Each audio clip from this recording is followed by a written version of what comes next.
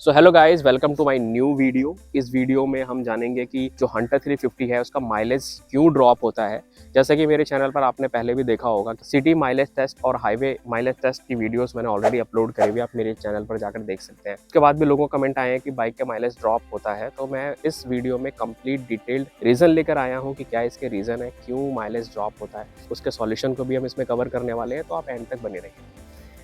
इसका first reason है riding style. ठीक है, जैसा कि आप जानते हैं कि हंटर 350 एक शॉर्ट व्हील बेस बाइक है एंड इसके गियर भी इसमें 5 ही आते हैं, तो इसमें पिकअप भी बहुत ज़्यादा अच्छा है। तो लोग क्या करते हैं, इसको राइड करते हैं थोड़ा रफली, एकदम से इसे स्पीड दी एंड इसे रोका और आरपीएम को मेंटेन नहीं कर पाते हैं। आपकी राइडिंग स्टाइल बहुत ज़्यादा मैटर करता है। अगर आप इसको रफली राइड करते हैं ना, तो 4 to 5 किलोमीटर का जो आपका माइलेज है वो ड्रॉप हो जाता है। तो आप स्टॉप एंड गो ज़्यादा मत करिए, आरपीएम को मेंटेन करके चलिए एंड बहुत डिसेंट तरीके से आप इसको चलाइए, तो आपको ये अच्छा खासा माइलेज देगी, वरना 4 to 5 किलोमीटर का माइलेज ड्रॉप आपको मिलेगा। सबसे मोस्ट इग्नोर्ड रीजन होता है टायर का प्रेशर। ठीक है, लोग टायर के प्रेशर को इग्नोर करते हैं। वैसे जो टायर का प्रेशर होना चाहिए वो 32 psi होना चाहिए फ्रंट का एंड 36 psi होना चाहिए बैक टायर का और 38 psi होना चाहिए अगर आप पिलियन के साथ राइड करते हैं। और जो टायर का प्रेशर है वो आपको 7 से 10 दिन में चेक कराते रहना चाहिए और टायर का प्रेशर जो है वो मेंटेन करना चाहिए आपको। उससे भी माइलेज ड्रॉप होता है और क्रूज करने में या बाइक को राइड करने में आपको सेफ भी होता है। एक और रीज़न है इसका चेन की कंडीशन। बाइक का जो चेन है ना, वो ज़्यादा लूज होनी चाहिए ना ही ज़्यादा वो टाइट होनी चाहिए और चेन ड्राई नहीं होनी चाहिए। चेन की कंडीशन प्रॉपर होनी चाहिए। ठीक है, चेन ज़्यादा लूज नहीं होनी चाहिए, जैसे कि अभी ये थोड़ा लूज हो रही है, इसको मुझे टाइट करवाना पड़ेगा।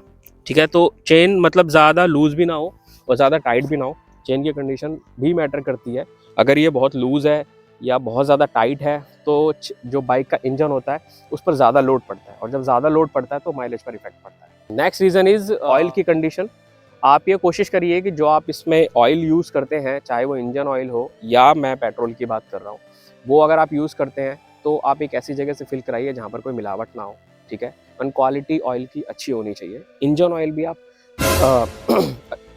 इंजन ऑयल भी आप अच्छी क्वालिटी का यूज़ करिए और पेट्रोल को भी जब आप फिल करा रहे हैं कहीं पे भी, तो वो भी अच्छी क्वालिटी का होना चाहिए। एंड फिर भी उसके बावजूद भी अगर माइलेज ड्रॉप हो रहा है या कंसिस्टेंट उतनी बनी हुई है, तो एक बार आप सर्विस सेंटर जाइए और इंजेक्टर को क्लीन कराइए। इंजेक्टर वैसे भी बहुत कम प्राइस में क्लीन हो जाता है, चेंज हो जाता है, तो आप उसको ज़रूर चेक करवा लीजिए। अगर कंसिस्टेंटली इतना सा फॉलो करने के बावजूद भी माइलेज कम है, तो आप इंजेक्टर को जरूर क्लीन कराइए। जब आप सर्विस सेंटर जाते हैं तो इंजन ऑयल जब आप उसमें चेंज करवाते हैं, तो कभी कभार इंजन ऑयल बहुत ज़्यादा ओवरफिल हो जाता है, जिसकी वजह से फ्रिक्शन बढ़ जाता है, तो उस पर भी माइलेज पे इफेक्ट पड़ता है।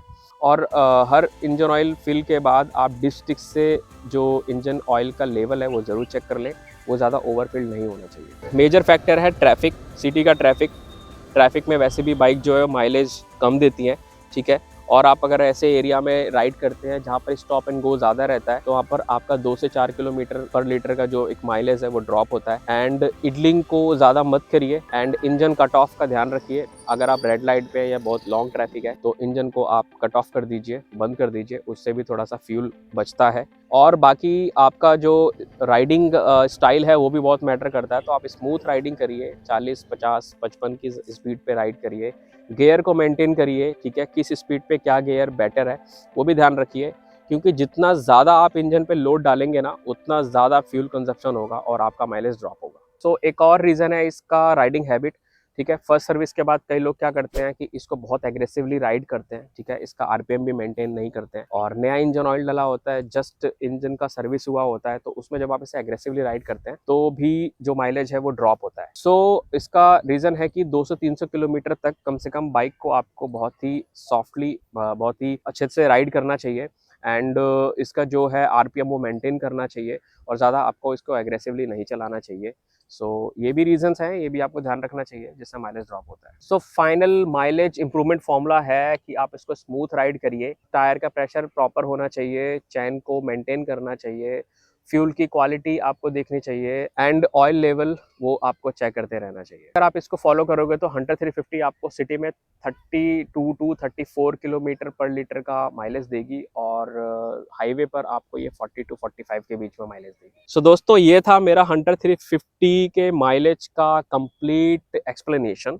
ठीक है। इससे रिलेटेड मेरी चैनल पर वीडियोस डली हुई हैं जिसमें सिटी राइड और हाईवे राइड दोनों का माइलेज टेस्ट करके मैंने अपलोड किया हुआ है। तो आप जाइए मेरे चैनल पर अभी विजिट करिए और उन वीडियो को देखिए। And thank you for watching this video. Subscribe my channel and please बने रहिए और कमेंट करिए क्या आपको और इसमें टॉपिक चाहिए।